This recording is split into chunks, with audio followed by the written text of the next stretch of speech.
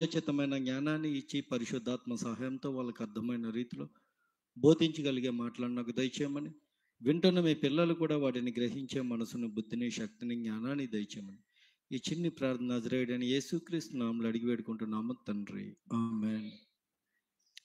ప్రియమైన దేవుని వల్లరా, వేదిక మీద ఉంటున్నటువంటి దైవ సేవకులకు, అలాగే కూడొచ్చిన సేవకులందరికీ కూడా క్రీస్తు పేరిట వందనాలు చెప్తున్నాను.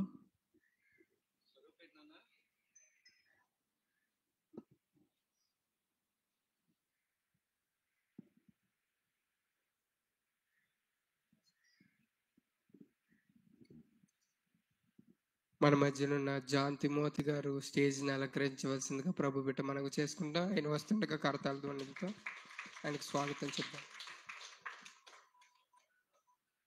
అలాగే మన మధ్యనున్న జాషువా గారు కూడా వచ్చి స్టేజ్ని అలంకరించవలసిందిగా ప్రభు పేట మనం చేసుకుంటున్నాం.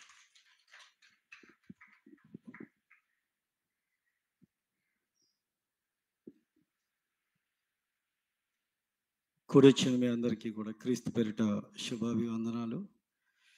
మీకు చిన్న విషయం చెప్పిన తర్వాత నేను వాక్యంలోనికి వెళ్తాను. ఈరోజు నేను మీ అందరి ముందు కూడాను ఇలా నిలబడి వాక్యాన్ని బోధిస్తున్నాను అంటే, నేను ఎప్పుడూ చెప్తుంటాను, మూలాలు అన్నది చాలా ప్రాముఖ్యమైనది అన్న సంగతులు మీకు చెప్తుంటాను. ఈరోజు నా ఆత్మీయంగా నన్ను క్రీస్తులోకి నడిపించిన నా ఆత్మీయ తండ్రి, ఈరోజు జాన్ తిమోతి గారు ఇలాగ నిలబడినందుకు మన దగ్గర మధ్యలో ఇలాగ వచ్చి చాలా సంతోషపడుతున్నాను.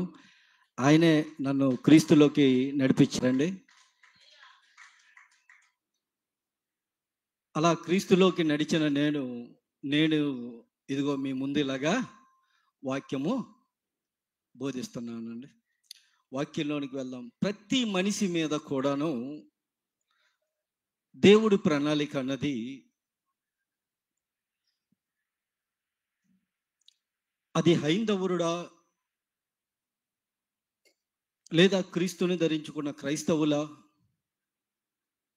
ఈ భూమి మీదకి పుట్టుకొని వస్తున్న ప్రతి మనిషి వెనకాతల దేవుని కష్టం ఎలాగైతే ఉన్నదో ఆ మనిషి పట్ల దేవుడి ప్రణాళిక కూడాను అలాగే ఉంటుంది. ప్రతి మనిషి కూడాను తన ఇష్టానుసారంగా బ్రతుకుతున్నాడు అని మనం అనుకుంటున్నాము, కానీ దేవుని చిత్తము లేనిదే ఏమీ జరగదు. మనము మేలు చేసినా అది దేవుని చిత్తమే, కీడి చేసినా దేవుని చిత్తం అనకండి. ఎందుకంటే అది మన సొంత నిర్ణయం బట్టి మనం చేస్తాం కనుక ప్రతి భక్తుని యొక్క జీవితాన్ని గురించి మనం ఆలోచించేటప్పుడు వారి పట్ల దేవుడికి ఎలాంటి ప్రణాళిక కలిగి ఉన్నారు, ఆ ప్రణాళికలో ఆ భక్తుని జీవితం ఎలా కొనసాగింది, అలా కొనసాగిన వారి జీవితాలలో ఎలాంటి అడ్డంకులు ఎదురైంది,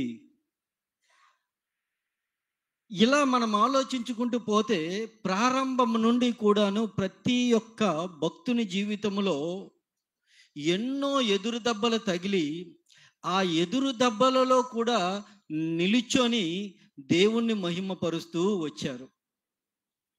అలాంటి భక్తుడే పాత నిబంధనలో మనకి యోసేపు గారు. ఈ యోసేపు గారు గురించి తెలుసుకునే ముందు, యోసేపు తండ్రి మనందరికీ తెలిసిందే. ఎందుకు యోసేపు చరిత్ర మీకు తెలుసు కదండి? తెలుసండి మీ అందరికీ? తెలుసు కదా? అమ్మయ్య తెలియదేమో అని చెప్పి పొరపడ్డాను నేనే. అయితే కళ్ళు మూసుకోండి, ముగింపు ప్రార్థన చేస్తాను. అన్నీ తెలిసేటప్పుడు ఇంకెందుకు చెప్పడం? తెలియకపోతే చెప్పొచ్చు కానీ అయ్యా. తెలియని వాళ్ళకైతే చెప్పినా పర్లేదు, అంతా తెలిసిన వాళ్ళకి ఏం చెప్తాం? మాట మార్చకూడదు అయ్యా. అవునంటే అవును, కాదంటే కాదు అన్నట్టుగా ఉండాలి. రైట్. ఈ యోసేపు గారి గురించి మనం ఆలోచించే ముందు యాకోబు గారు గురించి ముందు తెలుసుకోవాలి. దాని తర్వాత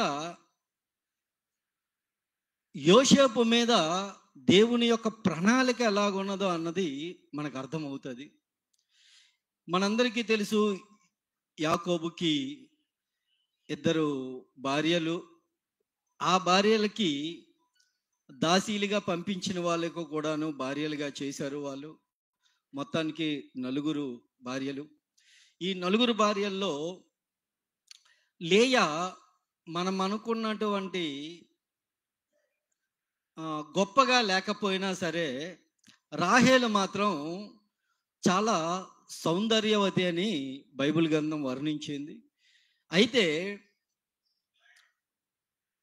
ఈ యాకోబు రాహేలుని వివాహము చేసుకోవడానికి సుమారుగా 14 సంవత్సరాలు దాసునిగా సొంత మామ దగ్గరే పని చేయవలసి వచ్చింది. మొదటి 7 సంవత్సరాలు పనిని చేశాడు. మామ పెద్ద కుమార్తెకి ఇచ్చాడు, తను ప్రేమించిన కుమార్తెకి ఇవ్వకుండా. రెండోసారి కూడాను మరొక 7 సంవత్సరాలు చేశారు. ఆ 7 సంవత్సరాలకి తర్వాత మామ రాహేల్నిచ్చి వివాహం చేశాడు.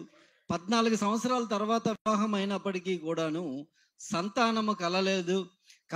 కానీ లేయకు మాత్రం సంతానం దేవుడిస్తూనే ఉన్నాడు, కలుగుతూనే ఉన్నది. అలాంటి కలుగుతున్నప్పుడు అక్క మీద అసూయ పడి, ఈ అసూయ అన్నది చాలా డేంజర్ అండి బాబు, చాలా డేంజర్. మనశ్శాంతిగా ఉంచనివ్వదు అసూయ అంటే. ఎందుకంటే యేసుక్రీస్తు వారు సిలువ ఎక్కడానికి కూడాను ఒక ప్రధానమైనది ఏంటైనా ఉన్నదంటే అసూయే, శాస్త్రులు పరిశీలికి. అయితే అక్క మీద అసూయ పడి యాకోబుతో యుద్ధానికి దిగుతుంది. నాకు పిల్లల్ని ఇస్తావా ఇవ్వవా అని చెప్పేసి. అలాగ ఇచ్చిన తర్వాత యాకోబు ఒక నిజాన్ని చెప్తాడు. అమ్మా, నువ్వు అనుకున్నట్టు బిడ్డల్ని ఇవ్వాలంటే నేను కాదు, అది దేవుడే ఇవ్వాలి అనేటప్పుడు దేవుడికి మొరపెట్టడం మొదలు పెడుతుంది. ఎప్పుడైతే దేవుణ్ణి మొరపెట్టడం మొదలు పెడతాదో అప్పుడు దేవుడు గర్భాన్ని తెరుస్తాడు. పండంటే మగ సంతానాన్ని ఇస్తారు. రాహేలుకి బిడ్డ ఎప్పుడు కలిగింది అంటే దేవుణ్ణి మొరపెట్టేటప్పుడు. హన్నాకి బిడ్డ ఎప్పుడు కలిగింది అంటే దేవుణ్ణి మొరపెట్టేటప్పుడు. ఎలిజబెత్కి బిడ్డని ఎప్పుడు కలిగింది అంటే జకర్య మొరపెట్టేటప్పుడు. అలా మొరపెట్టిన తరువాత బిడ్డలు భూమి మీదకి వచ్చిన వారి జీవితాలంతా కూడాను ఇప్పుడు నేను చెప్పిన, అంటే చాలామంది భక్తులు ఉన్నారు, నేను చెప్పిన ఈ 3 భక్తుల్ని కనుక మీరు తీసుకుంటే వీళ్ళ జీవితాలు దేవుని కొరకే అంకితం చేసి చివరికి దేవునిలోనే చనిపోయారు. అంత గొప్ప జీవితాలు వీళ్ళవి. అయితే యాకోబు గారు 14 సంవత్సరాలు ప్రేమించి దానినే మన భాషలో చెప్పాలంటే అమర ప్రేమికుడిగా ప్రేమించి యాకోబు గారు తన జీవితకాలం అంతా కూడాను రాహేలు పట్ల ఎంతగా ప్రేమను చూపిస్తూ ఉంటుండగా చివరిగా దేవుణ్ణి రాహేలు మొరపెట్టేటప్పుడు బిడ్డని ఇస్తే ఆ బిడ్డే యోసేపు గారు. అప్పటికి రాహేలుకి యోసేపు పుట్టేటప్పటికి యాకోబు గారు వృద్ధాప్యంలో ఉన్నారు. అలాగా యోసేపు గారు చిన్ననాటి నుండి కూడాను వృద్ధాప్యంలో పుట్టినవాడు, యోసేపు, అలాగే 14 సంవత్సరాలు ఏకదాటిగా ప్రేమించిన ప్రియుడైనటువంటి ఈ యాకోబు గారికి వృద్ధాప్యంలో పుట్టినటువంటి కుమారుడు, అలాంటి సమయంలో కుమారుడిని ఇస్తే ఆ కుమారుడు పట్ల ఎంత ప్రేమ కలిగి ఉంటారో ఒకసారి ఆలోచించండి. ఆ బిడ్డడు కూడాను, యోసేపు గారు కూడాను చిన్ననాటి నుండి కూడాను తల్లిదండ్రుల ఆలన పాలనలోనే పెరుగుతూ వచ్చాడు. సుమారుగా 17 సంవత్సరాలు తల్లిదండ్రుల చెంతనే ఆలన పాలన పెరుగుతూ ఉన్నారు. అయితే దేవుని కృపను బట్టి యోసేపు గారికి దేవుడు తోడే ఉండడం వల్ల కలలను వివరించే, భావాలను చెప్పే ఒక మనసు కలిగినటువంటి ఆయన. ప్రతిదానికి కూడాను కల వచ్చింది అంటే దాని భావాన్ని చాలా చక్కగా వివరించుకొని వచ్చి దాని గురించి జరగబోతున్నది ఏంటో అన్నది భవిష్యత్తును గురించి ముందుగా ఎరిగినటువంటి యోసేపు అనుకోని పరిస్థితుల్లో ఒక్క దినము యోసేపు గారి జీవిత చరిత్రే మారిపోయింది. తన కట్టుకున్న ఆశలన్నీ కూడా అడియాసలైపోయింది. ఏదైతే ఆయన ఉద్దేశంలో కలిగి ఉన్నాడో ఆ ఆశలన్నీ కూడా పేక ముక్కలలా కూలిపోయింది ఒక్క దినములోనే. 17 సంవత్సరాలు తల్లిదండ్రుల పెంపకములో ఉంటున్న ఈ యోసేపు గారు ఒక్క దినములోనే తల్లిదండ్రుల నుండి వేరైపోవలసి వచ్చింది. ఎలాగో తెలుసా? శాశ్వతమైన వేరైపోవలసి వచ్చింది.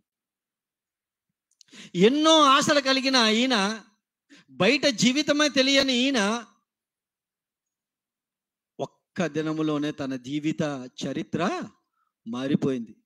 తను ఊహించుకోలేదు నాకు ఇలాంటి జీవితం ఉంటుందేమోనని. కానీ ఎలాంటి జీవితాన్ని అయితే ఈయన కోరుకుంటున్నాడో దానికి భిన్నమైన జీవితంలోనికి వెళ్ళిపోతున్నాడు ఇప్పుడు. కారణం అసూయ. ఈయన తల్లిదండ్రులకి ఎంతో అల్లారు ముద్దుగా ఉంటుండడం అన్నలైనటువంటి యోసేపు అన్నలైనటువంటి వారికి నచ్చేది కాదు. అలా నచ్చకపోవడం వల్ల ఒకరోజు ఆ అసూయ వల్ల సొంత తమ్ముడిని కూడా చంపడానికి వెనకాడలేదు వాళ్ళు. అసూయ ఎంత డేంజరో చూసారా? ఎంత ప్రమాదకరమైంది అసూయ. చాలా ప్రమాదం. ప్రశాంతంగా ఉంచనివ్వదండి మనిషిని అసూయ ఉంటే. అవతల వారి ప్రాణము తీసేంత వరకు కూడా ఈ అసూయ వాళ్ళలో నుండి పోదండి. అంత భయంకరమైనది అసూయ. కానీ దీనికి ఒక్క గొప్పతనం ఉంది ఈ అసూయకి. ఏంటనుకున్నారు? పైకి కనబడినవ్వదండి, కానీ లోలోపల మాత్రం చాలా ప్రమాదాన్ని తెచ్చిపెడుతుందండి. అలాంటి సందర్భమే యోసేపు జీవితంలో.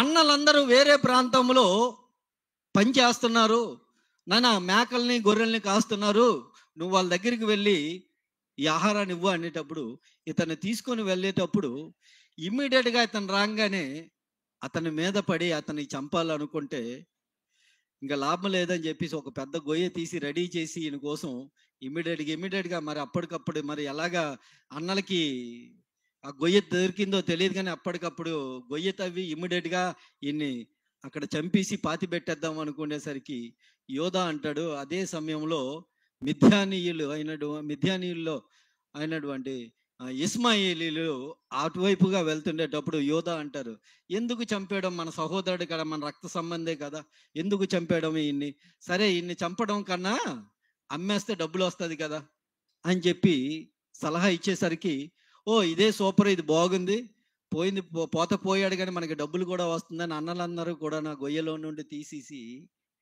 వాళ్ళకి మిథ్యానీయులకి అమ్మి వేసేటప్పుడు యోసేపుకి ఏమీ అర్థం అవట్లే. ఎందుకు ఇలా జరుగుతుంది నా జీవితంలో, ఏంటిది నా కారణం? అంటే విభ్రాంతిలోకి వెళ్ళిపోయాడు ఆయన. ఎప్పుడు కూడా తన ఊహకి కూడా అందనటువంటి కార్యము తన జీవితంలో జరిగిపోతుంది. ఆయన కుటుంబం అందరితో కలిసికట్టుగా ఉంటున్న 17 సంవత్సరాలు ఎంతో అన్యోన్యంగా ఉన్నాడు కుటుంబంతో. కానీ అన్నలందరూ కూడా ఒక్కసారిగా ఆయన మీద పడి ఇలా చేసేసరికి ఏం చెయ్యాలో తెలీదు. చిన్నవాడు, 17 సంవత్సరాలంటే సుమారుగా చిన్నవాడేగా, ఏం చేయాలో తెలియదు. సో వాళ్ళు తీసుకొని వెళ్ళారు, ఐగుప్తుకు తీసుకుని వెళ్ళారు. ఐగుప్తులో ఆయన్ని పోతిఫర ఇంటి దగ్గర ఆయనకి పెడతారు. ఆయనేమో ఆ ఇంటి అందరికీ కూడాను ఒక నమ్మకంగా ఉండడంతో ఆయనకి ఆ ఇల్లు అంతటి మీద ఒక అధికారాన్ని ఇచ్చి, నాయనా నువ్వే సమస్తాన్ని చూసుకో, ఇదిగో నేను నా భార్య నా కుటుంబం ఉన్నది కదా, వీళ్ళని నువ్వు టచ్ చేయకూడదు, మిగతాదంతా కూడా నీ ఇష్టమే అని చెప్పేటప్పుడు అక్కడ కూడా ఒక బానిసగా వెళ్ళాడే తప్ప దేవుడు అక్కడ కూడా విడిచిపెట్టలేదు. దేవునికి మహిమ కలుగును గాక. ఎలా బానిసగా వెళ్ళాడే తప్ప బానిసలో కూడా ఆయనకి ఒక ఉన్నత స్థానాన్నే ఇచ్చాడు. అయితే అలాగా జరుగుతున్న కొద్ది కాలానికే పోతిఫర్ భార్య తన మీద మనసు పడడం, తన కోరిక తీర్చమని చెప్పడం యోసేపుకి నచ్చక అక్కడ నుండి పారిపోతాడు. అదే మన క్షమించాలి, పౌలు గారు చెప్తారు తిమోతి గారికి, నాయనా శరీరేచ్ఛల నుండి దూరంగా పారిపో, నువ్వు పాపం ఊసుజోలికి వెళ్ళక పాపం నుండి నువ్వు దూరంగా పారిపో. నిజంగా చెప్తున్నానండి, బైబుల్ గ్రంథములో పాపము చేయకుండా బ్రతికే వాళ్ళు ఎవరైనా, నేను యేసుక్రీస్తు అని మినహాయించండి, యేసుక్రీస్తు అని ఎవరైనా ఉన్నారు అంటే యోసేపుని మనం చూపించవచ్చండి. పాపాన్ని చెయ్యకుండా బ్రతికాడు, అంత గొప్పగా బ్రతికాడండి.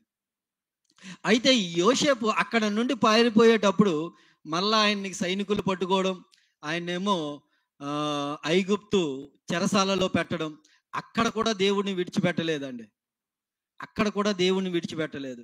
అక్కడ కూడా దేవుడు తోడే ఉండి ఆయనకి అక్కడ కూడా ఒక ఉన్నత పదవిలోనే ఉంచాడు. దేవునికి మహిమ కలుగును గాక. ఎక్కడ కూడా దేవుడు విడిచిపెట్టలేదండి. అయినా సరే బానిసత్వంలో వెళ్ళినప్పటికీ కూడాను ఒక ఉన్నత పదవిలో ఉన్నారు. అనుకోని పరిస్థితిలో ఇద్దరు వ్యక్తులు వస్తారు.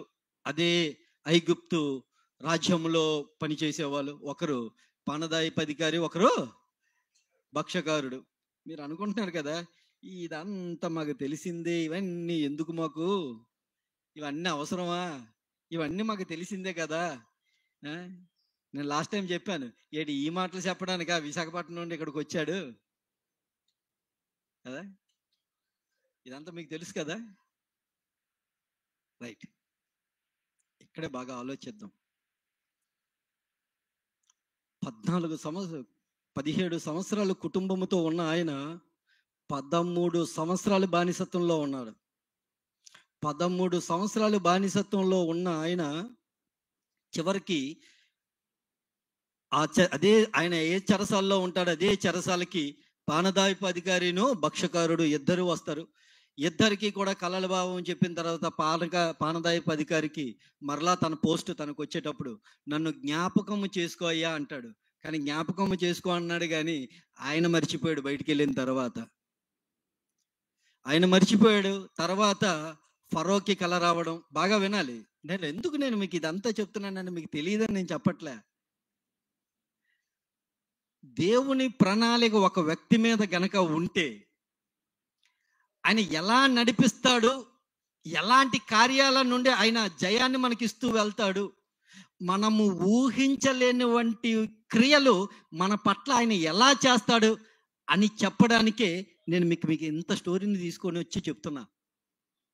13 సంవత్సరాలు బానిసత్వంలో ఉన్న ఆయన ఫరో దగ్గర నిలబడేసరికి కరెక్ట్గా 30 సంవత్సరాలు ఆయనకి. 30 సంవత్సరాలకి ఫరో దగ్గర నిలిచుండేటప్పుడు ఫరో చెప్తాడు, నాయనా ఇదిగో ఇది కళ అంటే, ఆ కళకి వివరించేటప్పుడు నువ్వు చాలా బాగా చెప్పావు, అయితే ఏం చెయ్యాలంటే ఇదిగో ఇది ఇది ఇది అని చెప్పేటప్పుడు, సరే నాయనా అయితే ఈ ఐగుప్తు అన్నిటి మీదకి నీకు అధికారం ఇచ్చాను, నువ్వు ఏం చేస్తావో చెయ్యి అన్నాడు. పట్టు వస్త్రాలు తొలగిచ్చాడు, ఉంగరాలు అవన్నీ పెట్టాడు. ఊరేగింపుగా ఒక ప్రధానమంత్రి పోస్ట్ ఆయనకి మంజూరు చేశారు. అక్కడ నుండి యోసేపు గారు చాలా ఉన్నతమైన బ్రతుకులోకి వెళ్తున్నారు. బాగా వినాలి. ఇన్ని కష్టాలు, ఇన్ని బాధలు, 13 సంవత్సరాలు బానిసత్వంలో ఉండి ఉండి ఉండి ఉండి ఉండిన తర్వాత అప్పుడు ఇవ్వాలా పోస్టు దేవుడు? ముందే ఇవ్వచ్చు కదా యోసేపుకి. అంటే ఇన్ని కష్టాలు, ఎన్ని ఇబ్బందులు, చెరసాలలో ఎవరు కూడా తెలియనటువంటి ప్రాంతంలో ఒక వ్యక్తి చిన్నప్పుడు వెళ్ళిపోతే ఏం చేయాలో తెలియదు, ఎక్కడికి వెళ్తున్నాడో తెలియదు, ఎలా బ్రతకాలో తెలియదు, ఎలా ఉండాలో కూడా తెలియని పరిస్థితుల్లోనికి అంత కష్టాలు పడిన తర్వాత ఎప్పుడో 30 సంవత్సరాలకి పోస్ట్ ఇవ్వాలా?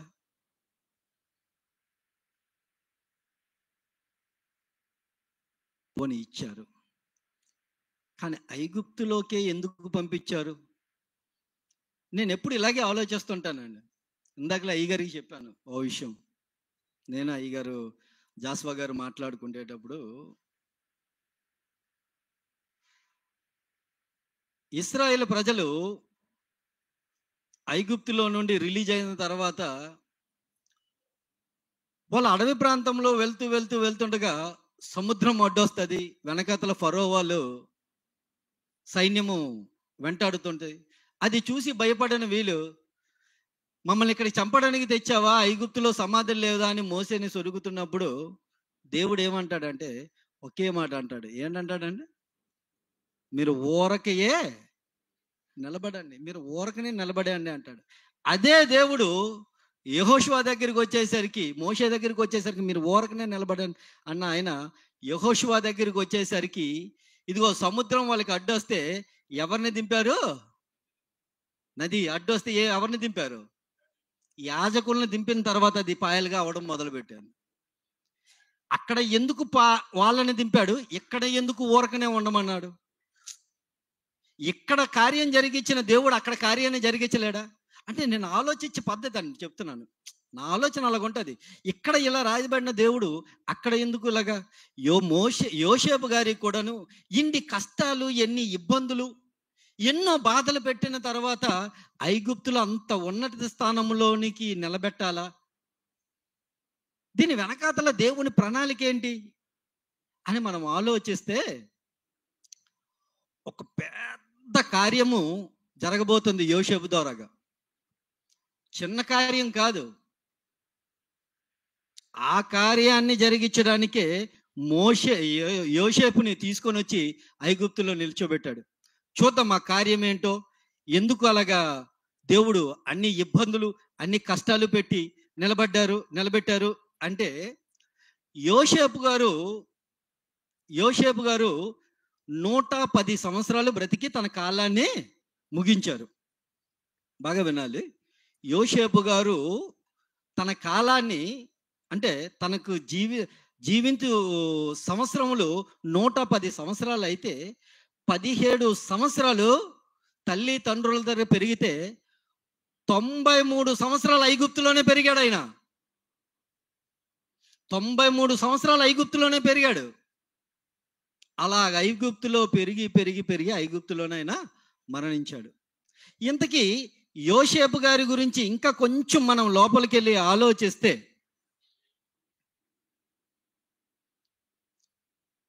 ఫరోతో ఆయన మొట్టమొదటిసారిగా మాట్లాడింది ఏంటంటే కరువును గురించి మాట్లాడతాడు. ఇదిగో 7 సంవత్సరాలు సమృద్ధిగా పంటలు ఉంటుంది, మరొక 7 సంవత్సరాలు కరువు వస్తుంది. ప్రపంచం యావత్తు కరువు వస్తుంది అంటే ప్రపంచం యావత్తు కరువు వస్తుంది. ఈయన లెగిసిన మొట్టమొదటి, అంటే ఈయన పదవి తీసుకున్నప్పుడు ఒక సంతకం పెడతారు మన వాళ్ళందరూ కూడాను. నాకు తెలిసి నేను ఒకసారి టీవీలో చూసింది ఏంటంటే, రాజశేఖర్ గారు మొట్టమొదటిసారిగా ప్రధానమంత్రి, సీఎం ముఖ్యమంత్రి పదవిని స్వీకరించేటప్పుడు ఆయన పెట్టిన మొదటి సంతకం ఏంటంటే విద్యుత్ మీద పెట్టాడు. ఉచిత కరెంటు మీద ఆయన సంతకం పెట్టాడు. యోసేపు గారు కూడాను, అంటే ఈయనతో ఆయన టాలీ చేస్తున్నాను అనుకోకండి, చెప్తున్నాను మాట. అంటే ఈయన కూడా పదవిలోకి ఇలాగ ఎక్కిన వెంటనే ఫస్ట్ ఈయన చేసిన పని ఏంటనుకున్నారు? గొడవంసులు కట్టించడం మొదలుపెట్టాడు. ఎక్కడెక్కడ ల్యాండ్స్ ఉన్నాయో ఐగుప్తు గవర్నమెంట్ భూములు ఎక్కడెక్కడ ఉన్నాయో అవన్నీ కూడాను ఆయన ఏంటి చేశాడంటే గొడవంసులు కట్టించాడు. పెద్ద పెద్ద గొడవంసులు కట్టించి గొడవంసులోని ఇదిగో పంట పండిన 7 సంవత్సరాలు అవన్నీ కూడాను వాళ్ళ దగ్గర నుండి కొనుగోలు చేసి అవన్నీ కూడా స్టోరేజ్ చేసి పెడతాడు. తర్వాత కాలంలో కరువు ప్రారంభమవుతుంది. ఈ కరువు ప్రారంభమయ్యేటప్పుడు ఐగుప్తులోనే కాదు దేశమంతటా కరువు వస్తుంది. ఆ కరువు కనాను దేశంలో కూడాను కరువు వస్తుంది. ఆ కనాను దేశంలో ఎవరు ఉంటారంటే యాకోబు ఫ్యామిలీ ఉంటుంది. యాకోబు ఫ్యామిలీ అంతా కనాను దేశంలో ఉంటుంది. ఆయన ఏమంటున్నాడో ఒక్కసారి మనము ఆది కాండము 42వ అధ్యాయము 5వ వచనం చదువుకుందాం. ఆ కరువు కనాను దేశములో ఉండుటను బట్టి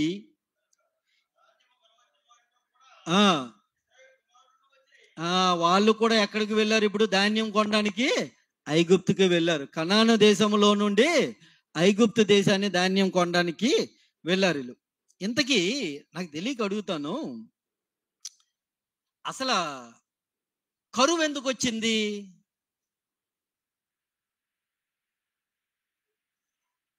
అంటే దేవుడు చెప్పాడని కరువు వచ్చిందా? కరువు వస్తుందని దేవుడు ముందు చెప్పాడా?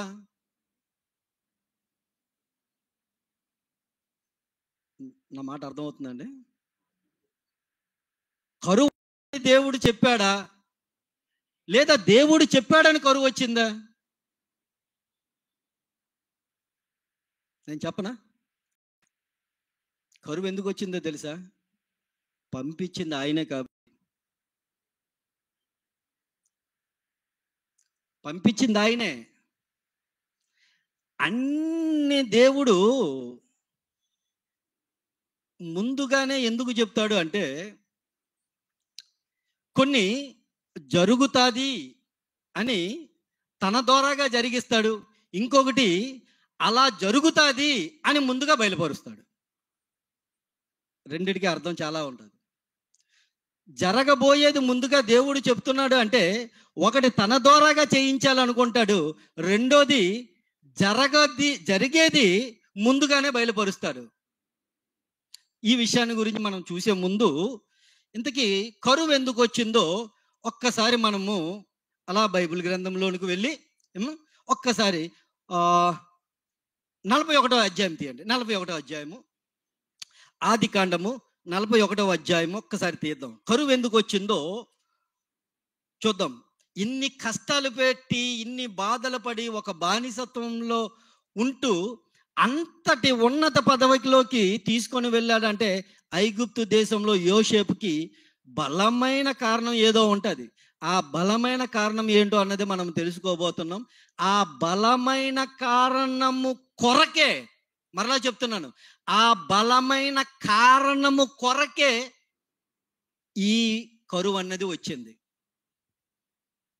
యోసేపును ఊరకనే నిల్చోబెట్టలేదు, అక్కడ ఒక బలమైన కారణం కోసం నిల్చోబెట్టాడు. అక్కడ ఆ బలమైన కారణం కోసం నిలబెట్టడానికే కరువుని రప్పించాడు. చూద్దామా? 31వ వచనం ఒకసారి చదవండి. ఆది కాండము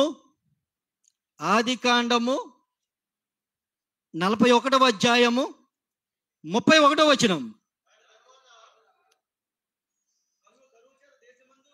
మనం కీర్తన భాగం చదువుతుంటాం. ఒకరు చదివితే ఇంకొకరు అంటే ఉండే వాళ్ళందరూ దాన్ని రిపీట్ చేస్తారు. మనం అలా చదవడం వల్ల మనకేం అర్థం కాదు.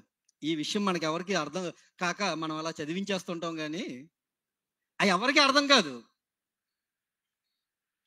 ఒక్కరు నిలిచి నిజంగా చదివితే ఎదుటివాడికి కూడా ఈజీగా అర్థం అవుతుంది.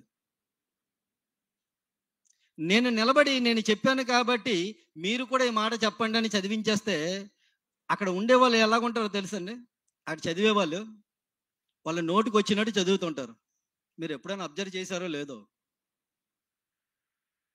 అదే ఒకరు నిలబడి చదివారనుకోండి, చాలా చక్కగా అందరికీ వినిపిస్తుంది, అందరికీ అర్థమవుతుంది. ఆలోచించండి. రైట్, ఇప్పుడు చదువుదాం. నేను ఎందుకు చెప్పానో మీకు అర్థమైంది.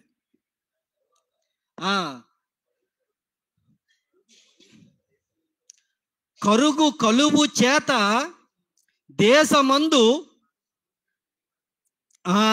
పంట సమృద్ధి తెలియబడకపోవును. ఆ కరువు ఎలాగుందట? మిక్కిలి భారంగా ఉందట. ఎందుకు ప్రభువా మిక్కిలి భారంగా పెట్టావు ఈ కరువు అంటే? ఆయన చెప్తున్నాడు. ఏది చెప్తున్నాడో తెలుసా? కింద వచనం చదవండి. ఈ కార్యము దేవుని వల్లనే. కరువు రావడం కూడా దేవుడు నిర్ణయిస్తాడా? కరువు రావడం కూడా దేవుడు నిర్ణయిస్తాడా?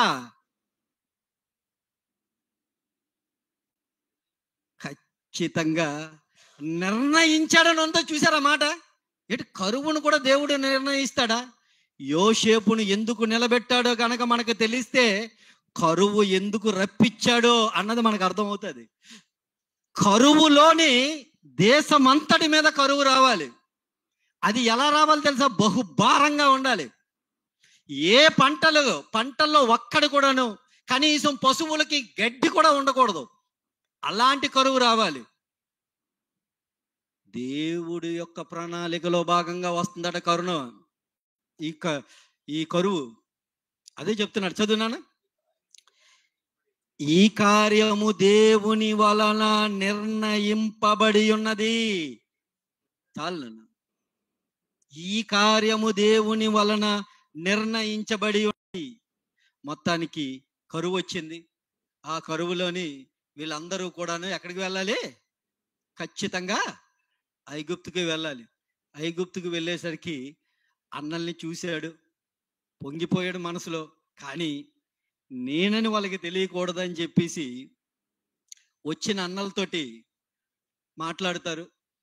మీరు ఇక్కడ వేగులు చూడడానికి వచ్చినట్టుగా ఉన్నారు అన్నట్టుగా మాట్లాడతారు. లేదయ్యా మేము ఇలాగొచ్చాము అని చెప్పేసి మొత్తానికి అన్నల్ని సమృద్ధిగా వాళ్ళు సంచుల నిండుగా ధాన్యాన్ని ఇచ్చి పంపిస్తాడు. వెళ్తాడు.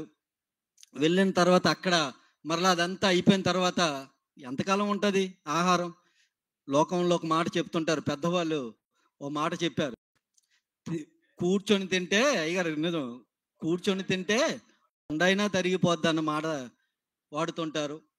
ఇప్పుడు అలాగా పంటలు లేవు, కాలాలు చూస్తే వెళ్ళిపోతుంది. ఎంతకాలం ఈ ధాన్యం ఉంటుంది? మొత్తానికి ధాన్యం ఉన్నంత వరకు తిన్నారు. మరలా వీళ్ళు ఐగుప్తుకు వస్తారు. ఐగుప్తుకు వచ్చిన తర్వాత మళ్ళా అన్యులతో మాట్లాడేటప్పుడు తండ్రి జీవించి ఉన్నాడన్న సంగతిని గ్రహించిన యోసేపు పొంగిపోతాడు. మొత్తానికి పొంగిపోయి తండ్రితో కలవడానికి సిద్ధమైపోతారు. అలా సిద్ధమైపోయిన తర్వాత యోసేపు గారు ఒకరోజు వస్తారు యోసేపుని కలడానికి. యాకోబు గారు మొత్తాన్ని కలుస్తారు. ఇద్దరు కౌగిలించుకుంటారు, ముద్దు పెట్టుకుంటారు. తర్వాత కాలంలో మరలా వాళ్ళు వెళ్ళిపోయిన తర్వాత కరువు బీభత్సంగా ఉంది కాబట్టి, డాడీ మీరు అక్కడ ఉండకండి, మీరు వచ్చేయండి ఇక్కడికి, నేను చూసుకుంటాను అంతా, మీరు వచ్చేయండి ఇక్కడికి. వచ్చేటప్పుడు వాళ్ళు మొత్తం ఫ్యామిలీ అంతా కూడాను ఐగుప్తుకి వస్తారు. ఐగుప్తుకు వచ్చిన తర్వాత ఐగుప్తులో ఫరో గారి దగ్గర పర్మిషన్ తీసుకుంటాడు యాకోబు. పర్మిషన్ తీసుకొని, బాగా వినాలి ఇక్కడ, వాళ్ళకి ఒక ఊరునే ఇస్తాడు. 17వ అధ్యాయము ఆదికాండము, క్షమించాలి 47వ అధ్యాయము 47వ అధ్యాయము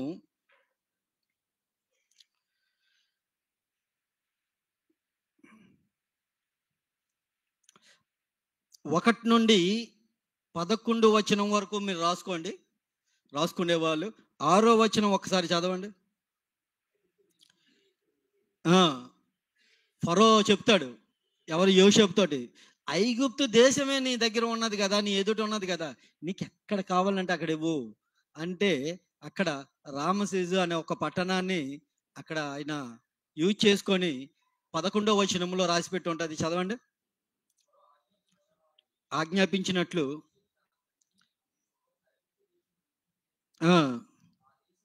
ఉమ్, స్వాస్యము ఇచ్చాను. ఇప్పుడు ఎక్కడికి వచ్చారు వాళ్ళు? ఐగుప్తుకు వచ్చి ఐగుప్తులో నివసించడం మొదలు పెడతాడు. సుమారుగా కాదు, 17 సంవత్సరాలు యాకోబు అక్కడ బ్రతికిన తర్వాత ఆయన కాలము ముగియబడుతుంది. ఒక్కసారి అది కూడా చూద్దాం. ఉమ్, అదే ఆదికాండము 47వ అధ్యాయము 28వ వచనం ఒకసారి చదువుదాం. యాకోబు ఐగుప్తు దేశంలో ప్రతి 17 సంవత్సరాలు బ్రతికి ఆయన కాలము చెల్లించారు. ఆయన కాలము చెల్లించిన తర్వాత యోసేపుతోటి ఓ మాట అంటారు, నాయనా నేను ఐగుప్తులోనే ఉన్నాను కదా. బాగా వినాలి, మన కీ పాయింట్ ఇదే. నేను ఐగుప్తులోనే ఉన్నాను కదా, కానీ నేను చనిపోబోతున్నాను నాన్న. యోసేపుతో మాట్లాడుతున్న మాటలు.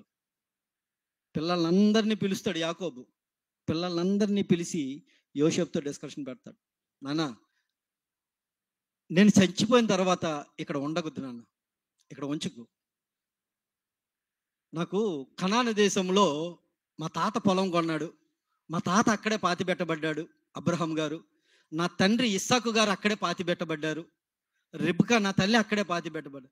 నన్ను అక్కడికి తీసుకొని వెళ్ళిపోయి అక్కడ పాతి పెట్టిన ఆయన, ఈ ఐగుప్తులో మాత్రం నన్ను ఉంచొద్దు నాయన అని మాట తీసుకున్న తర్వాత, ఆయన కాలాన్ని ముగించిన తర్వాత యోసేపు గారు ఏం చేస్తారంటే ఆయన శరీరానికి సుగంధ ద్రవ్యాలు పూసి సుమారుగా 70 రోజులు, క్షమించాలి 77 రోజులు ఆయన శవాన్ని ఉంచుతారు.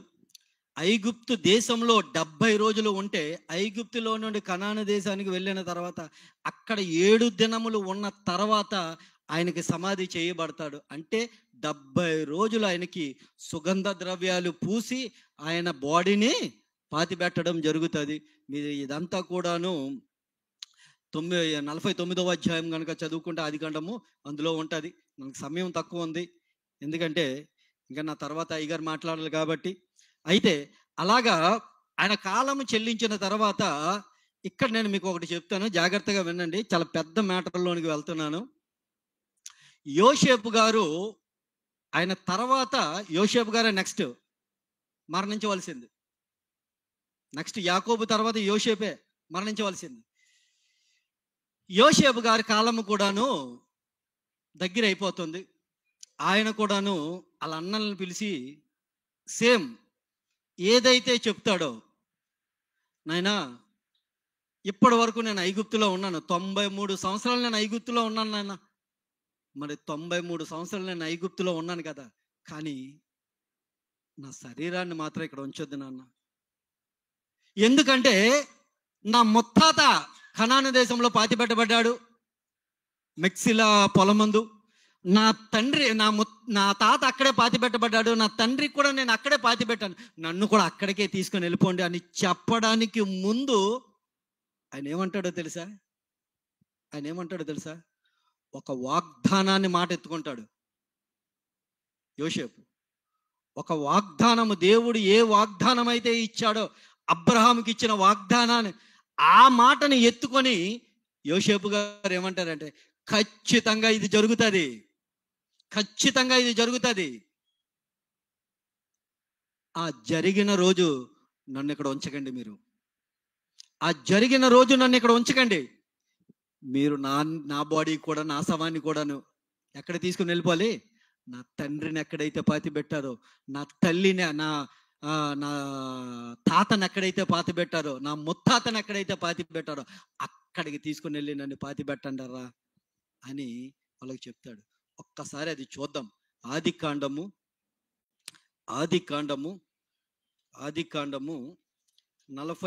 50వ అధ్యాయము, ఆదికాండము 50వ అధ్యాయము 22వ వచనం చదవండి, ముందు చెప్తాను. యోసేపు నివసించారు. యోసేపు 110 సంవత్సరాలు బ్రతికాను. నేను అన్నది రైటేనా? ఇందాకలా 17 సంవత్సరాలు తల్లిదండ్రుల దగ్గర పెరిగిన ఆయన 93 సంవత్సరాలు ఐగుప్తులోనే బ్రతికాడు ఆయన. కలిపితే 110 సంవత్సరాలు ఆయన బ్రతికి ఆయన కాలాన్ని చెల్లిస్తూ ఏ మాటనైతే ఎత్తుకున్నారో ఒక్కసారి చూడండి. దేవుడు ఎక్కడా కూడాను విడిచిపెట్టలేదు. భౌతికంగా ఆయన బ్రతికి ఉన్న కాలంలో, మరలా చెప్తున్నాను, బ్రతికి ఉన్న కాలంలో దేవుడు ఎక్కడ కూడా ఆయన విడిచిపెట్టలేదు. చదువుదాం 24వ వచనం. యోసేపు తన సహోదరులను చూచి, నేను చనిపోచున్నాను, దేవుడు నిశ్చయముగా మిమ్మలను చూడవచ్చెను. దేవునికి మహిమ కలుగును గాక. ఎందుకు ఈ మాట పలుకుతున్నాడు అనుకున్నాడు? అబ్రహాముకి ఇచ్చిన వాగ్దానం ఆయనకి గుర్తుంది. అబ్రహాముకి ఏ వాగ్దానం ఇచ్చాడు దేవుడు? అక్కడికి వెళ్తే మనకు ఒక నిజం బయటపడుతుంది. ఏ వాగ్దానం ఇచ్చాడు అబ్రహాముకి? చూస్తారా? ఆదికాండం 15వ అధ్యాయము 14వ వచనం. త్వరగా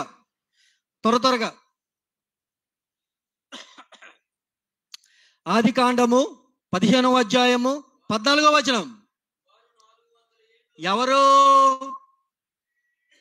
ఎవరు వారు? అబ్రహాము సంతానము, 4వ తరము గురించి మాట్లాడుతున్నారు. 4వ తరమే వెళ్ళారా ఐగుప్తుకి? ఐగుప్తులో నుండి ఇశ్రాయేల్ కనాను దేశానికి 4వ తరమే వెళ్ళింది. ఎందుకంటే చెప్తాను, చదవండి నాన్న. వారు 400 ఏండ్లు వీరిని శ్రమ పెట్టుదురు, వీరు ఎవరికి దాసులగుదురో ఆ జనమునకు నేను తీర్పు తీర్చెదను. తరువాత వారు మిక్కిలి ఆస్తితోటి బయలుదేరి వచ్చేదారు అని వాగ్దానము ఇక్కడ 50వ అధ్యాయంలో ఎత్తుకుంటున్నాడు ఆయన. యోసేపు అన్నలకి పిలిచి, నిశ్చయముగా దేవుడు మిమ్మల్ని చూడ్డానికి వస్తాడు. చూడ్డానికి వస్తే మన భాషలోని ఏంటి? తీసుకొని వెళ్ళడానికి వస్తాడు. ఎన్ని వందల సంవత్సరాలు నాన్న? నిజంగా 400 సంవత్సరాలకే వాళ్ళని తీసుకొని వెళ్ళాడా దేవుడు? అది నిర్గమకాండము 13వ అధ్యాయము, 12వ అధ్యాయము, నిర్గమకాండము 12వ అధ్యాయము 40వ వచనం, 41వ వచనం. త్వరగా నిర్గమకాండము 12వ అధ్యాయము 40వ వచనం, 41వ వచనం. ఇశ్రాయేలీలు ఐగుప్తులో నివసించిన కాలము ఇదేటండి? ఇది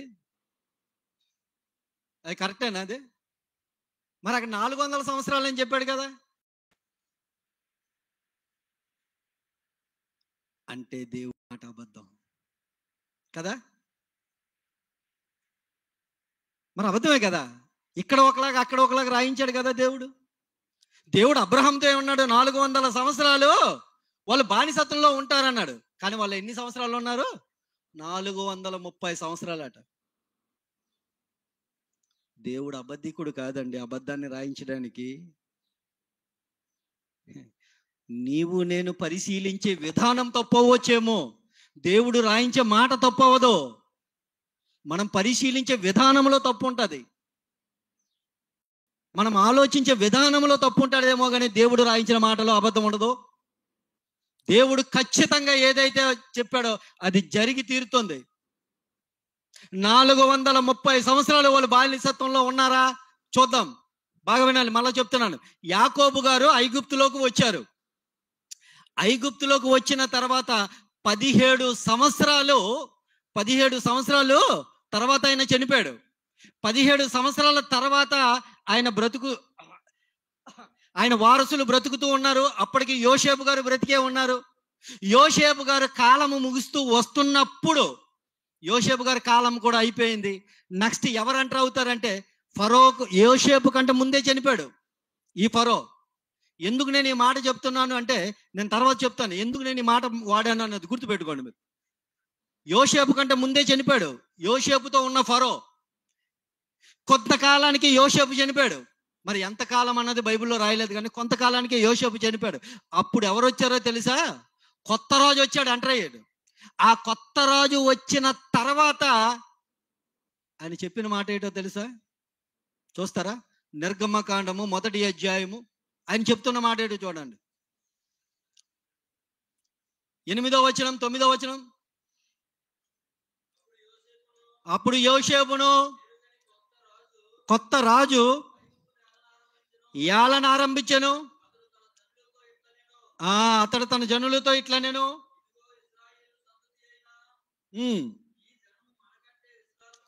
విస్తారముగాను అంటే ఏంటి విస్తారముగా అంటే ఎక్కువగా బలిష్టముగా అంటే బలవంతులుగా ఉన్నారు. వీళ్ళు ఎక్కువ మంది ఉన్నారు. ఎలాగున్నారట వాళ్ళందరూ? బలవంతులుగా ఉన్నారు. కాబట్టి రేపు ఉదయం మన మీదకి ఎవరైనా యుద్ధానికి వస్తే వాళ్ళతో వీళ్ళు చేతులు కలిపితే మనం అందరూ కూడా నాశనం అయిపోతాం. కాబట్టి వీళ్ళని ఇప్పుడు ఏం చేయాలి? వాళ్ళు విస్తరింపకుండా ఉండాలి అంటే మొదటిగా ఏం కట్ చేయాలి? పిల్లల్ని కట్ చేయాలి, మగ సంతానాన్ని. ఒకటి. రెండోది ఏం చేయాలి? వీళ్ళకి బానిసలుగా చేయాలి. ఇదంతా ఎప్పుడు జరిగింది? కొత్త రాజు వచ్చిన తర్వాత. మరి కొత్త రాజుకు ముందు వీళ్ళు బానిసలా? మరలా చెప్తున్నాను, కొత్త రాజు వచ్చిన తర్వాత వీళ్ళు బానిసలు. మరి కొత్త రాజుకు ముందు వీళ్ళు బానిసలు కాదు, స్వతంత్రులు వీళ్ళు. అప్పుడు ఇది మనకు అర్థమైతే ఒక్కసారి నిర్గమకాండము 12వ అధ్యాయము బాగా చదువు నాన్న. 40, 41 చదువు బాగా. 41 చదువు. ఎవరు? ఇశ్రాయేలీలు ఐగుప్తులో నివసించిన కాలము 430 సంవత్సరాలు. వాళ్ళు ఐగుప్తులో ఇశ్రాయేలీలు ఎవరు? యాకోబు నుండి ఇశ్రాయేలీలు ఉన్నారుగా, అక్కడ నుండి ఇశ్రాయేలీలు ఐగుప్తులో నివసించిన కాలము 430 సంవత్సరాలు. మరి 30 సంవత్సరాలు ఏటనుకున్నారు? 30 సంవత్సరాలు ఏటనుకున్నారు? యాకోబు నుండి యోసేపు కాలం ఉందే. యాకోబు ఐగుప్తుకు వచ్చాడు కదా, ఐగుప్తులో నివసించడం మొదలు పెట్టాడు కదా. ఆ నివసించిన కాలము నుండి కొత్త రాజు వచ్చేంత వరకు కూడా 30 సంవత్సరాలు. ఎందుకంటే దేవుడి మాట అబద్ధం అయిపోద్ది. లేదు అంటే ఒక్కసారి ఈ మాటని ఇలా పట్టుకొని ఇప్పుడు రండి, ఆదికాండము 15వ అధ్యాయం. ఈ మాట ఇలా పట్టుకోండి, 15వ అధ్యాయానికి రండి. 15వ అధ్యాయము 14వ వచనం చదవండి. 400 ఏండ్లు చాలు నాన్న. 400 ఏండ్లు శ్రమ పెట్టుదురు. 400 ఏండ్లు శ్రమ. ఎప్పుడు వచ్చింది వాళ్ళకి శ్రమ? కొత్త రాజు వచ్చిన తర్వాతనా? మరి ఐగుప్తులో నివసించిన కాలం అనేది ఉంది కదా, ఆ 30 కాలము యాకోబు గారు వచ్చిన తర్వాత నుండి యోసేపు అంటే కొత్త రాజు వచ్చేంత కాలము మధ్యలో 30 సంవత్సరాలు. నేను ఎందుకు ఎంత చెప్పాను అనుకున్నారు మీరు? యోసేపు గారి గురించి చెప్పకుండా ఇదెందుకు చెప్పాను అనుకున్నారు? ఒక విషయం మనకు తెలియాలి, అందుకనే చెప్పాను మీకు. ఇప్పుడు యోసేపు గారు కాలం ముగిసింది కదా. కాలం ముగిసిన తర్వాత ఆయన ఏమన్నారు? యోసేపు పై వచనాలు ఒక్కసారి నిర్గమకాండము ఐగుప్తులోకి ఎంతమంది వచ్చారన్నారు? ఐగుప్తులోకి ఎంతమంది వచ్చాడు? 70 మంది అన్నారు కదా. 70 మంది అన్నారుగా. బాగా వినాలి, 70 మంది అన్నారుగా. బైబిల్ అన్నది, నేను అనలేదు. అంటే బైబిల్ అన్నది కాబట్టి నేను అంటున్నాను. 70 మందిగా అన్నారు. ఇప్పుడు 70 మందికి 70 మంది భార్యలు ఉంటారుగా. 70 మంది భార్యలు ఉంటారు అంటే 70 × 70 140. 140 మందికి అంటే భార్యాభర్తలకి ఒక్కొక్కరికి 5గురు సంతానం వేయండి. ఎంతమంది అయి ఉంటారు వాళ్ళు? 70 మంది అంటే 7 × 5 35 అంటే 350 మంది. 350 మంది ప్లస్ ఇది 140. ఎందుకు నేను లెక్కలు చెప్తున్నాను మీకు చెప్తాను. నేను ఎందుకు ఇన్ని లెక్కలు చెప్తున్నారో. 140 ప్లస్ 350 ఎంతైంది? 490. ఈ 490 మంది వెళ్ళారా లోపలికి ఐగుప్తులోకి?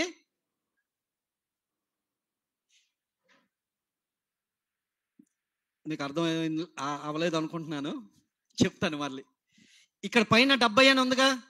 ఎంతమంది వెళ్ళారు? 70 మంది అని ఉంది కదా. 70 మంది వెళ్తే వాళ్ళకి భార్యలు ఉన్నారుగా. 70 మందికి 70 మంది భార్యలు అనుకుందాం కాసేపు.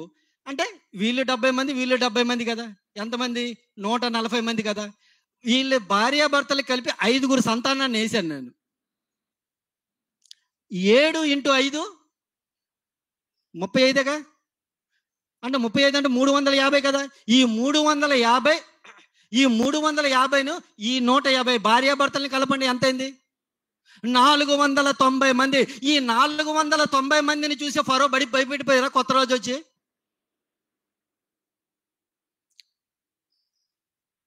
490 మందికి భయపడిపోయారా? అప్పటికి ఇశ్రాయేల్లోని సుమారుగా 3 లక్షల మందో సుమారుగా 4 లక్షల మంది ఉంటున్నట్టుగా బైబిల్ పండితులు చెప్పారు, అంచనాలు వేసి. అంత జనాలు ఉంటే ఈ 490 మందికి భయపడిపోతారా? క్షమించాలి, 491, ఎందుకంటే యాకోబు కూడా ఉన్నాడుగా అక్కడ. అప్పుడే భయపడిపోయారా వీళ్ళు ఈ 490 మందికి? ఆలోచించండి. కానీ ఐగుప్తుకి ఎలాగొచ్చారో తెలుసా? వాళ్ళు కనాను దేశంలో నుండి ఐగుప్తుకి సామాన్యంగా రాలేదు, బహుజన సమూహం వచ్చారు. దేవునికి మహిమ కలుగును గాక.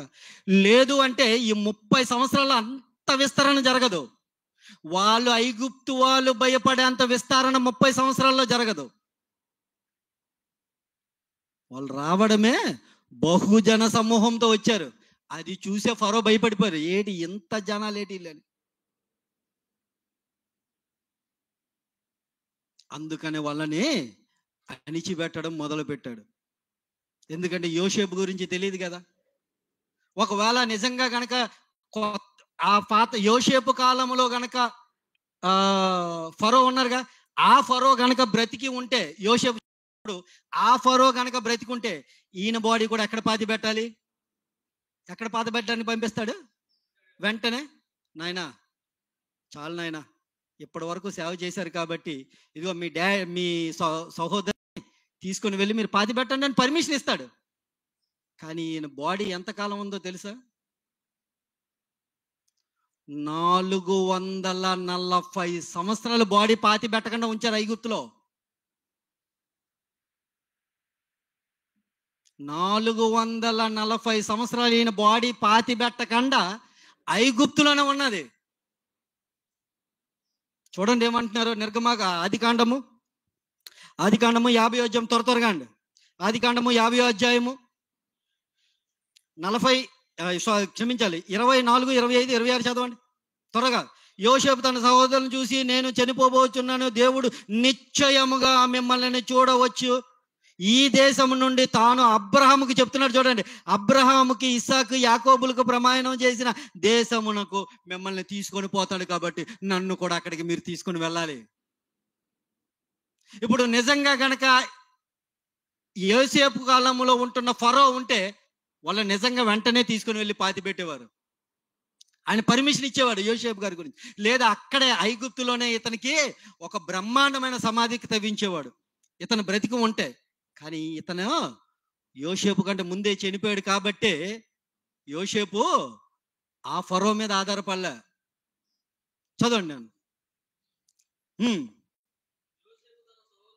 మరియు 25, మరియు యోసేపు, దేవుడు నిశ్చయముగా మిమ్మల్ని చూడవచ్చును, అప్పుడు మీరు నా ఎముకలు ఇక్కడ నుండి తీసుకొని పోవాలని చెప్పి ఇశ్రాయేలు కుమారుల చేత ప్రమాణం చేయించాడట.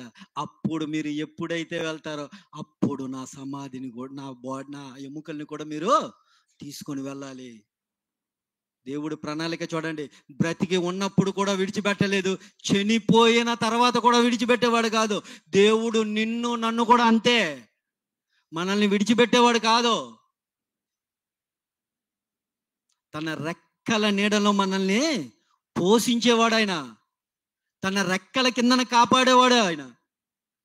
యోసేపు జీవితంలో 440 సంవత్సరాలు ఎక్కడ ఉంచాడో తెలుసా? బాడీ ఐగుప్తులో 400 సంవత్సరాలు ఉంది.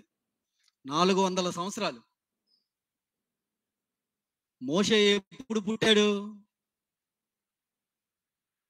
వాళ్ళు విడుదల కాలానికి 80 సంవత్సరాలకు ముందు పుట్టాడు. అంటే వీళ్ళు బానిసత్వంలో ఉన్న 320 సంవత్సరాలకు పుట్టాడు మోషే. 20 సంవత్సరాలకి సేవలోకి రాలేదు, 30 సంవత్సరాలకి రాలేదు, 40 సంవత్సరాలు కానీ 50 సంవత్సరాలు కానీ సేవలోకి రాలేదు. 80 సంవత్సరాలు సేవలోకి వచ్చాడు. ఎందుకంటే కాలము పరిపూర్ణం అవ్వాలి. 400 సంవత్సరాల కాలము పరిపూర్ణం అవ్వాలి అంటే యోసేపు 80 సంవత్సరాల వరకు బయట ఉండాలి. యోసేపుని పిలిచారు. యోసేపు పిలిచి అన్నలందరినీ పిలిచి చెప్పాడు. తర్వాత ఏం జరిగింది చదువు నన్ను త్వరగా. యోసేపు 110 సంవత్సరాలు వాడై మృతి పొందెను. వారు సుగంధ ద్రవ్యములతో అతని శవమును సిద్ధపరిచి ఐగుప్తు దేశములో పెట్టెలో ఉంచారు. పాతి పెట్టలేదు, పెట్టెలో ఉంచారు. ఎంతకాలమో తెలుసా? 440 సంవత్సరాలు. చెప్పి నేను ముగించేస్తాను చూపించి. ఆ నిర్గమకాండము 13వ అధ్యాయము 19వ వచనం ఒకసారి తీనా త్వరగా. ఇదో 400 సంవత్సరాలకి వీళ్ళు బయటకు రిలీజ్ అవ్వాలి కదా. 400 సంవత్సరాలకి వీళ్ళు బయటకు రిలీజ్ అవ్వాలి కదా మోషే ద్వారాగా. అప్పుడు ఏమని రాశారో చూద్దాం. నిర్గమకాండం 13వ అధ్యాయము 19వ వచనం. మరియు మోషే ఎప్పుడు అప్పుడు మోషే పుట్టాడా? ఆయన చనిపోయేటప్పుడు కానీ ఎక్కడుంది ఆయన బాడీ? ఐగుప్తులో ఉంచారు. ఎక్కడ ఉంచారు? ఐగుప్తులు ఎక్కడైతే బ్రతుకుతున్నాడో రామసేస్ అనే పట్టణంలో, ఆ పట్టణంలోనే ఉన్నది ఆయన బాడీ కూడాను. 400 సంవత్సరాలకి రిలీజ్ అయింది. ఎక్కడ? బానిసత్వంలో ఆయనకైతే శవయాత్ర ఈయనకి రిలీజ్ అయింది. అందరికీ శవయాత్ర ఎన్ని రోజులు జరుగుతుంది? ఎన్ని రోజులు? 1 రోజా 2 రోజులా? ఎన్ని రోజులు జరుగుతుంది? మ్యాక్సిమం ఒక 6 గంటలు 7 గంటలు ఇక్కడ నుండి తీసుకుని వెళ్ళాలంటే శవయాత్ర. కానీ ఇతని శరీరానికి ఎన్ని ఏళ్ళు పట్టిందో తెలుసా? 40 సంవత్సరాలు శవయాత్ర చేశారు వీళ్ళు. ఈయన బాడీ పట్టుకుని వెళ్ళారు. ఎక్కడికి? ఐగుప్తుకి. క్షమించాలి, కనాను దేశానికి. అక్కడికి వెళ్ళిన తర్వాత యెహోషువ పాతి పెట్టాడు. మోషే కూడా పాతి పెట్టలే. మోషే తీసుకొని వెళ్ళాడు, కానీ యెహోషువ పాతి పెట్టాడు ఈయన శవాన్ని. చూసి ముగించుకుందామా? నేను కూడా ముగించేస్తున్నాను, బైబిల్ ముగిస్తాను. యెహోషువ గ్రంథము 24వ అధ్యాయము చూసి ముగించుకుందాం త్వరగా. 24వ అధ్యాయము యెహోషువ గ్రంథము 24వ అధ్యాయము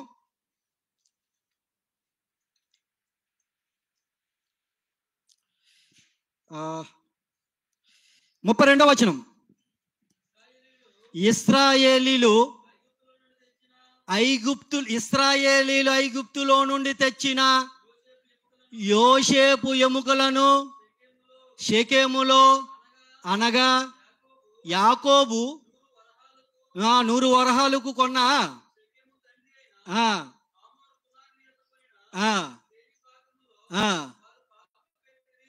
వారి పాతి పెట్టారు. ఎప్పుడు? 440 సంవత్సరాలకు పాతి పెట్టాడు. ఎంత కాల వ్యవధి ఎవ్వరు కూడా బైబిల్లో లేడు. ఇది కేవలము దేవుని యొక్క ప్రణాళికలో భాగంగానే యోసేపు జీవితం అంతా కూడా జరిగింది. కనాలో కరువు, యోసేపు గారు అక్కడ ఉండాలి. ఇంతకీ అంత కష్టాలు పెట్టి యోసేపు గారిని ఎందుకు ఉంచారో చెప్పాలా? చూసి ముగించుకుందామా? ఎందుకు ఉంచాడో తెలుసా? యోసేపు గారిని అడుగుదాం. యోసేపు నువ్వు ఎందుకయ్యా ఇక్కడ ఉన్నావంటే ఆయన చెప్తున్నాడు, నేను ఎందుకున్నానో తెలుసా నాయన? ఇదిగో ఈ పని నిమిత్తం ఉన్నానన్నాడు. ఇంతకీ ఏ పని నిమిత్తం? 42వ అధ్యాయము ఒక్కసారి తీసి చదవండి. 42వ అధ్యాయము ఒక్కసారి తీసి చదువుదాం. 42వ అధ్యాయంలో యాకోబు గారు మాట అంటారు. 2వ వచనంలో ఉంటుంది. ఆదికాండం, క్షమించాలి, ఆదికాండము 42వ అధ్యాయము. చూడుడి వింటిని, ఇదిగో చావక బ్రతుకుదము. ఇదిగో ఒక జనాంగాన్ని కాపాడడానికి యోసేపుని ఎక్కడ ఉంచాడో తెలుసా? ఐగుప్తులో ఉంచాడు. అదే చెప్తున్నాడు 45వ అధ్యాయము. అదే 45వ అధ్యాయమనా 42? 45వ అధ్యాయం చదువుదాం. 45వ అధ్యాయము 4వ వచనం 5వ వచనం 7వ వచనం ఒకసారి చదువునాను. అంతటా యోసేపు నా దగ్గరికి రండి అని చెప్పినప్పుడు వచ్చరి. అప్పుడు అతడు ఐగుప్తునకు వెళ్ళినట్లు మీరు అమ్మి వేశానని మీరు అనుకుంటున్నారు నాయన. అన్న మీరు అనుకుంటున్నారు కదా, నాకు మా తమ్ముడికి అమ్మేశాను, మా తమ్ముడికి అమ్మేసి అమ్మేమని మీరు అనుకుంటున్నారు కదా. కానీ మీకు తెలీదు, మీరు దేవుడు నీతిని నెరవేరుస్తున్నారు. అది మీకు తెలియదు. ఆ సంగతి రిలీజ్ చేశాడు చూడండి. ఆ మీరు అమ్మి వేసిన మీ సహోదరుడని యోసేపుని నేనే. ఎందుకు తెలుసా నన్ను ఎక్కడ పెట్టాడు? ఆయనను చెప్తున్నాడు చూడండి. నేను ఇక్కడికి వచ్చినట్లు మీరు నన్ను అమ్మి వేశానని దుఃఖపడకండి. పుట్టంపనీకుడి ప్రాణ రక్షణ కొరకు దేవుడు మీకు ముందుగా నన్ను పంపాడు ప్రాణ రక్షణ కొరకు. అక్కడ యాకోబు ఏమన్నారు? అయ్యా, అరే నాయనా, మీరు వెళ్ళి ఆహారం ఐగుప్తులో ఉంది, లేకపోతే మేము చచ్చిపోతాం, మీరు వెళ్ళండి అన్నాడు. ఇదిగో మీ ప్రాణ రక్షకి, ఒక జనాంగాన్ని కాపాడడానికి యోసేపుని ఇన్ని 13 సంవత్సరాలు బానిసత్వంలో ఉండడానికి గల కారణం ఏంటో తెలుసా? ఇదిగో ఒక జనాంగాన్ని కాపాడడానికి దేవుడు యోసేపుని అక్కడ నిలబెట్టాడు. ఇది దేవుని ప్రణాళిక, ఇది దేవుని ఉద్దేశం. మన జీవితాలకు కూడాను దేవుడు ఒక ఉద్దేశం కలిగి ఉన్నాడు. మనం ఒక దగ్గర నిల్చోబెట్టాడంటే ఖచ్చితంగా దాని వెనకాతల దేవుడి ప్రణాళిక ఏదో ఉంటుంది. ఆ ప్రణాళిక తెలుసుకొని ఆ ప్రణాళికలో భాగంగానే దేవునికి మహిమకరంగా ఎంత విశ్వాసంతో బ్రతికాడో తెలుసా అండి యోసేపు? చాలా విశ్వాసంతో బ్రతికాడు. అలా బ్రతికాడు గనుకనే 440 సంవత్సరాలైన ఆయన బాడీని విడిచిపెట్టలేదు దేవుడు. చచ్చిపోయాడు కదా, ఇంకా నాకెందుకని విడిచిపెట్టలేదు, కాపాడుతూనే వచ్చాడు. ఎక్కడ వరకు? కనాను దేశంలో పాతిబెట్టేంత వరకు కూడాను. అంత గొప్ప దేవుణ్ణి కలిగి ఉన్నాం మనము. దేవునికి మహిమ కలుగును గాక. ఇది దేవుని యోసేపు మీద దేవునికి ప్రణాళిక. కళ్ళు మూసుకుంటే చిన్న ప్రార్థనతో ముగించేస్తాను. సకల ఆశీర్వాదాలు కానుబోతున్న నా ప్రేపరలోకపు తండ్రి, అయ్యా యోసేపు గారి గురించి కొన్ని మాటలు చెప్పి ఉన్నాను తండ్రి.